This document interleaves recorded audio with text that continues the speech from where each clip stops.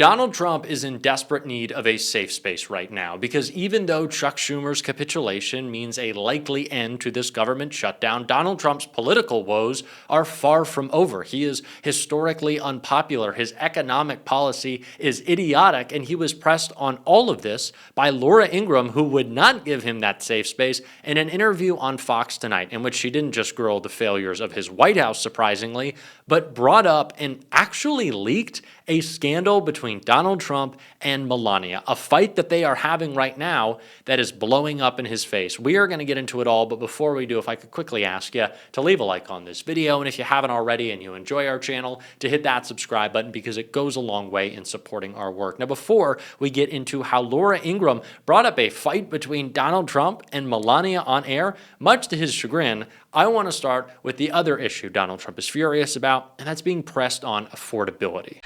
The economy was listed as a top concern. I know you know this, for voters in New Jersey, New York, Virginia. I know you've been all over the affordability issue today and for the last several months. Eggs, gas, dinner costs for Thanksgiving way down. But other things, as you noted, have gone up. Beef, coffee, but they're gonna come auto down very repairs. shortly. Is this a voter perception issue of the economy? Or is there more that needs to be done by Republicans on Capitol Hill or done in terms of policy? More than anything else, it's a con job by the Democrats. They're saying, they just have to say, they put out something, say today costs are up. They feed it to the anchors of ABC, CBS, and NBC, and a lot of other, and CNN, and et cetera. And it's like a standard. I'll never forget, they had used a word like manufactured. Do you remember the word manufactured? It's a manufactured economy. Nobody uses that word. Every anchor broke the manufactured. They do exactly what they say. It's such a rigged system. Donald Trump ran a presidential campaign in which he lied about a lot of things. But the one thing that he was honest about is the fact that people were feeling real pain in an economy that wasn't working for them. Now, of course, Donald Trump didn't care that the economy wasn't working for them. Donald Trump only sought to make that even worse to serve his billionaire buddies. But he did diagnose a problem that Kamala Harris also did and had real solutions to. And look at the place that we're in now.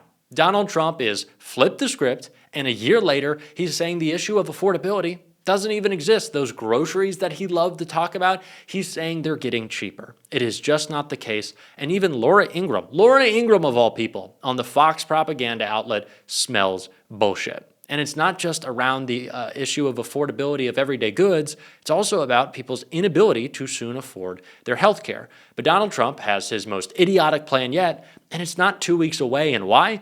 Because he's got his name on this one. On Obamacare, you raised several times during this shutdown debate that it's clear that this was never going to work without these massive subsidies. Now they wanted to continue the COVID subsidies. So given the fact that Obamacare really can't survive as they thought without these subsidies, what next? Well, I watched Obama from when this thing came about. As you know, I opposed it very strongly. Unfortunately, we had a couple of negative votes, which should never have happened. But I said it's going to be a disaster, and I was exactly right. The premiums have gone up like rocket ships, and I'm not just talking about recently. I'm talking about for years they've been going up. And he said premiums will go down, everything will be wonderful. It's horrible health insurance at a very high price. And what I want, and probably what you're alluding to, is the fact that I want, instead of going to the insurance companies, I want the money to go into an account for people where the people buy their own health insurance. It's so good. The insurance will be better. It'll cost less. Everybody's going to be happy. They're going to feel like entrepreneurs. They're actually able to go out and negotiate their own health insurance. And they can use it only for that reason. That's the beauty, only for that purpose. And if we did that, that would be so exciting. Call it Trump care, call it whatever you want to call it, but anything but Obamacare. Obamacare is a disaster, just like he was as a president. We're calling it Trump care? Oh, so let's make this abundantly clear. Donald Trump's biggest issue with Obamacare, and a name Republicans gave to the Affordable Care Act, is that it has Obama's name attached to it. It has President Obama's name attached to it. That is Donald Trump's big issue, is that it's not called Trump care.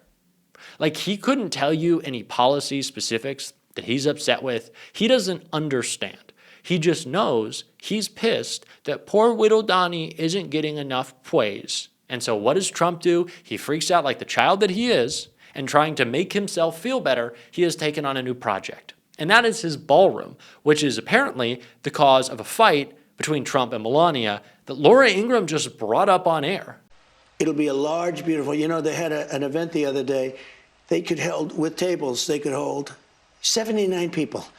Now, if you have President Xi from China, or if you have some big state event, we have no place to have it. Not just regular people. Just regular people invite in. Obama wouldn't mind this. Mrs. Obama obviously wouldn't mind. They would put a tent on the lawn. It was a low section because that's the only section you have. So it was a low section. If it rained, you were sitting in 6 inches of water. It was a disaster. We're going to have the best ballroom anywhere in the world. And I built a lot of them. You know that. You know a lot of them. This will be one of the greatest ballrooms in the world. There was a report that Melania didn't love this idea. Is that true? She loved her little tiny office. But you know what? She's very smart. In about one day, if you would ask her now, she says it's great. But just so you understand, the East Wing. I don't think that anyone had been talking about this. I haven't seen any reporting, and I follow the Melania or lack of Melania in the White House stories very, very closely. For y'all, I haven't seen any of this. And Trump saying, yeah, she liked her office, but I don't care. Why would I care? I think is pretty funny, one, because obviously he doesn't care what Melania thinks. Two, he shouldn't, because she's never in the White House. Now, that doesn't mean you should demolish the East Wing, but it is a mutual hatred, or just like lack of care between them. She's definitely on like a contract. Can we be real for a second? Like, she's not his actual wife at this point. They have some agreement where she has to show up to like a certain number of events. There's no way like she's actually getting stuff done in the White House. What is her latest project? Like AI? Melania is going to do like Melania branded data centers. We're going to jack up your electricity costs, but it'll at least have some ugly branding attached to it, because that's what Trump does. But I didn't even know that they were fighting. And for Laura Ingraham to bring it up and Trump to be all pissy about it, it's just like, this interview was a disaster. And it only got worse from there as we moved from someone who doesn't like Donald Trump and is rarely around him to someone who really hates Donald Trump and I'm sure wishes they were never around him. And that's Jasmine Crockett. And some not so subtle racism from Donald Trump. This Crockett, this is a very low IQ person.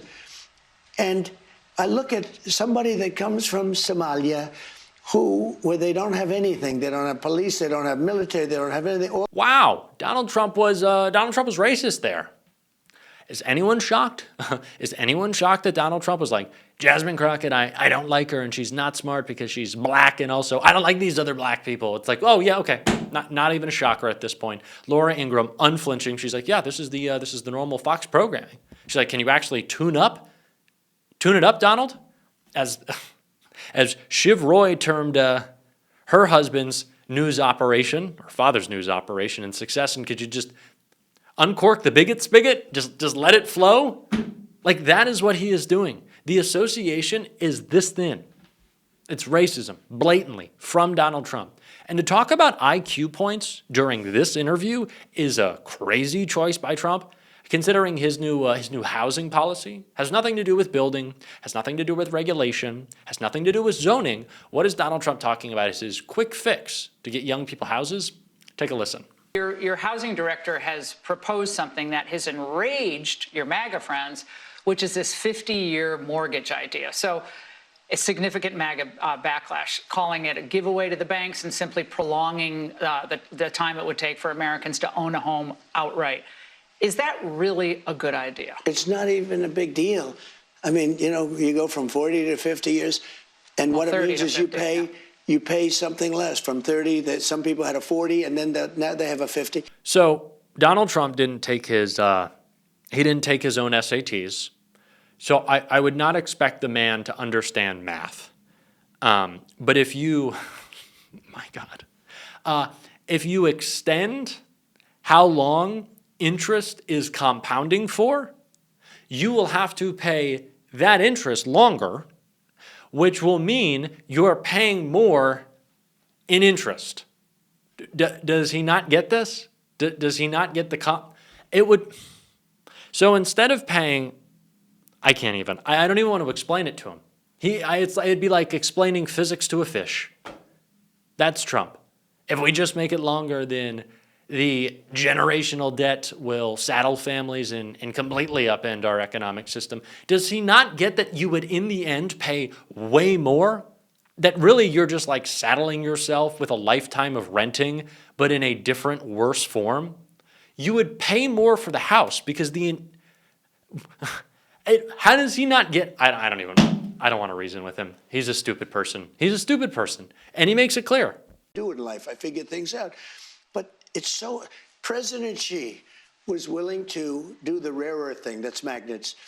Now, nobody knows what a magnet is. And whenever Donald Trump learns something new, he really likes to share it. He's like, I bet you didn't know about magnets. Are you aware of magnet? It's great. It's not just for the fridge. And it's like, well, we have been aware of that because we're normal people. But I love the assertion of just like, nobody understands magnets. He's not saying nobody understands the importance of magnets in the supply chain, but like nobody understands magnets just period.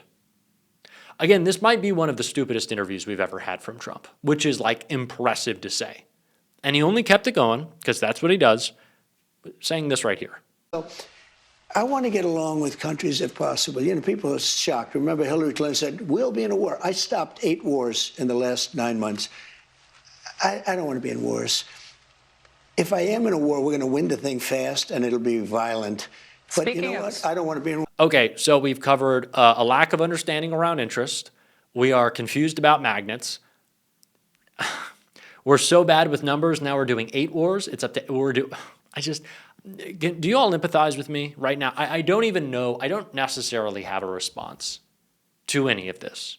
I don't. He is just so tremendously stupid. Like, it is almost impressive. If it wasn't painful and making me age rapidly and pull my hair out, it would be funny. But it's not, because he has the nuclear codes. And not just that, but he's also in charge of whether or not people in this country are going to starve or not, as Trump said here. Administration I didn't win. Can we reform SNAP and these benefits so they're used for the people who really need them? It's meant for people. And you know what it does is it really puts the country at jeopardy. People that need it have to get it. I'm all for it. But people that are able-bodied can do a job. They leave their job because they figure they can pick this up. It's easier. That's not the purpose of it. So we have to push back against this narrative. The people who are mooching off the SNAP program are corporations not paying their employees enough to eat and relying on the federal government to subsidize the rest of that. That's what's happening. There are not tens of millions of people who are just sitting on the couch eating bonbons all day. That is a lie. That is a trope. The only one who's sitting on their fat ass all day eating and doing nothing is the President of the United States. Let's make that clear. So he should find a different job. It's not people on SNAP who are sometimes working to feed their families, and we're going to call that out on this show. If you want to support that, as always, you can hit that subscribe button, leave a like on this video. If you stuck around to the end, drop a blue heart in the comments. Keep on fighting, y'all. Don't let them silence you. And until next time, I'll see you soon.